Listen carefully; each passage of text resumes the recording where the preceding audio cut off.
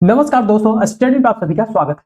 दोस्तों, भारत विरोधी एर्दोगन डर से भाग गए हैं और यहाँ पे ये आप देख सकते हैं क्लियरली कि किस तरीके से एक मैसिव प्रोटेस्ट टर्की में फूट चुका है।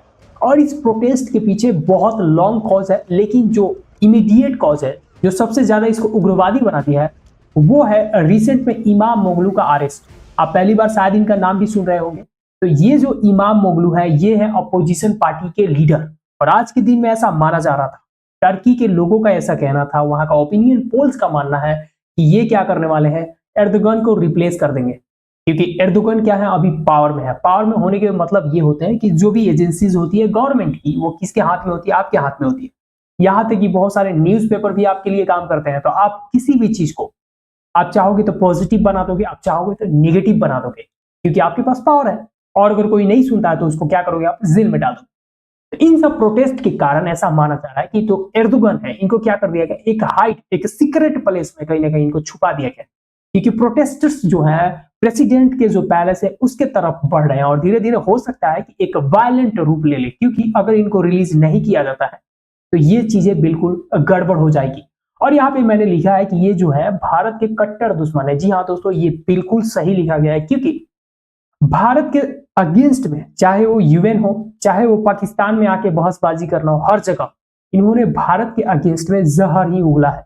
यहां तक कि अगर आपको याद हो तो टर्की में जब बहुत बड़ा भूकंप आया था, तो उस वक्त भारत पहला देश था दुनिया भर में जो फर्स्ट रेस्पोंडेंट था। मतलब सबसे पहले हमने क्या किया था, एनडीआरएफ का टीम भेजा था और वहां पे एक मैसिव जो रेस्क्यू ऑपरेशन है हमारे सोल्जर्स ने कंडक्ट किए थे। इसके बावजूद ये जो एर्दोगन है, कुछ ही महीना पहले ये पाकिस्तान में आते हैं और पाकिस्तान में आके ये बात क्या करते हैं, कश्मीर इशू का। तो इससे आप अंदाजा लगा सकते हो कि किस तरीके से इनका जो पूरा अपीजमेंट था, मुस्लिम वर्ल्ड को अपीज करना चाहते थे, लीडर बनने का जो पूरा सपना था, वो यहाँ पे खत्म हो गया। 20 साल से ऊपर हो गया और ये आदमी अभी तक सत्ता में बना हुआ है। यहाँ पे आप पढ़ सकते हैं कि thousands of Turkish protesters defy ban over Istanbul mayor's detention. जी हाँ दोस्तों, इस्तांबुल का मेयर है इमामोग्लू और इनके अरेस्ट को लेके लोग सड़कों पे उतर गए हैं और बोले हैं कि अब बहुत हो गया, डिक्टेटरशिप का ये जो पूरा तुम्हारा माइंडसेट है, एक्सट्रीमिज्म का जो प्रमोशन है, उसको अब करो बंद। तुमसे इकोनॉमी संभल नहीं रही है, तुमसे देश चल नहीं रहा है और कब तक सप्रेस करोगे, मतलब हद होती है।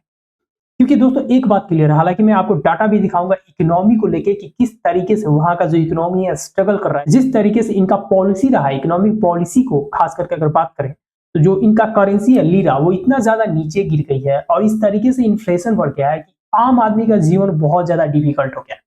तो एक तरीके से देखा जाए तो इनके प्रति जो हेट्रेड था वो तो अंदर ही अंदर क्या हो रहा था, बढ़ रहा था। एंड एक जो इमीडिएट कॉज है इमामोग्लू का अरेस्ट, ये मिल जाता है जनता को और यहाँ जनता सड़कों पर उतरती है और बोलती है कि अब घर जाओ, बहुत हो गया, बहुत तुमने राज कर लिया और टाइम टू रिटायर। तुर्की के लोकप्रिय और 2 बार मेयर इमामोग्लू को अगले कुछ दिनों में उनके रिपब्लिकन पार्टी सीएचपी के आधिकारिक राष्ट्रपति उम्मीदवार के रूप में घोषित किया जाना था। जी हाँ दोस्तों, इनको अभी घोषित किया जाना था। जो सीएचपी पार्टी है उसका लीडर एज अ राष्ट्रपति का जो दावेदार हो सकता है उसको घोषित करना था। उससे पहले ही इन्होंने क्या किया, इसको दबोच लिया कि अभी हमें ही रहने दो, अभी तुम अंदर जाओ। और जब इनको दबोचा जाता है, जब इनको पुलिस अरेस्ट करने पहुंचती है, तो ये क्या करते हैं, अपना ट्विटर हैंडल उठाते हैं, ट्वीट करके एक वीडियो डालते हैं, वहां पे लिखते हैं चीजों को कि किस तरीके से जो ये डिक्टेटर है हमको परेशान कर रहा है और किस तरीके से झूठे झूठे जो इल्जाम है हमारे पे लगाए जा रहे हैं। और इनफैक्ट इनको एंटी नेशनल बताया गया, इनको ये बता दिया गया कि एक पूरा टेरर ऑर्गेनाइजेशन को ये फंड करते हैं जो भी इस्तांबुल है, और इनके भीतर जितने सारे टेंडर्स थे उसमें धांधली का इन पे आरोप लगाया गया और इनको जेल में डाल देने के लिए बात की गई है। इस बात से पूरी जनता बौखला गई है कि अब बहुत हुआ। क्योंकि दोस्तों अभी तक मतलब मात्र 8 करोड़ आबादी है पूरा टर्की का और उसमें से 4 लाख मतलब लोगों को अंदर भेजा है किसने, एर्दोगन ने। और उसमें से मैक्सिमम लोग कौन है, वो लोग हैं जो एर्दोगन के अगेंस्ट में बोले, वो लोग हैं जो पॉलिटिकल एक्टिविस्ट हैं। यहाँ पे वो लोग हैं जिन्होंने इनके बारे में सच्चाई छाप दी अपने पेपर। तो ऐसे यहाँ पे समझ सकते हो कि जो भी पॉलिटिकल पार्टीज हो गई, जो भी एकेडमियाज हो गया, जो भी पॉलिटिकल एक्टिविस्ट हो गए, सबको इन्होंने क्या कर दिया, सबको बंद कर दिया। और यही शायद इनका एक नीति रहा है जिसकी वजह से अभी तक 20-22 साल ये जो पूरा पावर में बने, ये बने रहे। दूसरी अगर बात करें कि इन्फ्लेशन, तो यहाँ पे आप क्लियरली अब ये डाटा पढ़ सकते हैं कि 39.05% फरवरी का ये रिसेंट डाटा है। इससे आपको अंदाजा लग गया कि किस तरीके से वहां की आम जनता जो है सरवाइव कर रही होगी। जिनका सैलरी वगैरह कम है उनकी हालत तो बहुत ज्यादा खराब हो चुकी है, क्योंकि इनको इकोनॉमी मतलब सोच के देखो कि इकोनॉमी को भी सरिया लॉ से चलाना था। और इसकी वजह से यहाँ की पूरा जो सिचुएशन है, जो ग्रोथ है, एक तरीके से स्टॉप हो गई है। और आज के दिन में ये जो पूरा एक्सट्रीमिस्ट का एक अप्रोच था कि हम क्या करेंगे, इस्लाम जो है उसको एक्सट्रीमिस्ट बनाएंगे, उसी का लीडर बनेंगे और इसी पे हम वोट लेंगे, वो शायद ओवर हो गया। क्योंकि जब भी इकोनॉमिक डाउनफॉल होता है तो कोई भी रिलीजन सब बाद में आता है, पहले आता है कि हम क्या करें, अपने कहीं ना कहीं लाइवलीहुड को सिक्योर करें। और इसी की वजह से जो लीरा है वो गिर गई। और इस प्रोटेस्ट के बाद जो भी इन्वेस्टर्स हैं वो क्या कर रहे हैं, टर्की से भाग रहे हैं। और इसकी वजह से लीरा का जो और वैल्यू है वो डाउन चला गया। और ऐसा माना जा रहा है कि आने वाले समय में बहुत जल्द टर्की में एक इलेक्शन होने वाला है। और इलेक्शन अगर नहीं होता है तो बहुत जल्द यहाँ पे तख्ता पलट भी हो सकता है।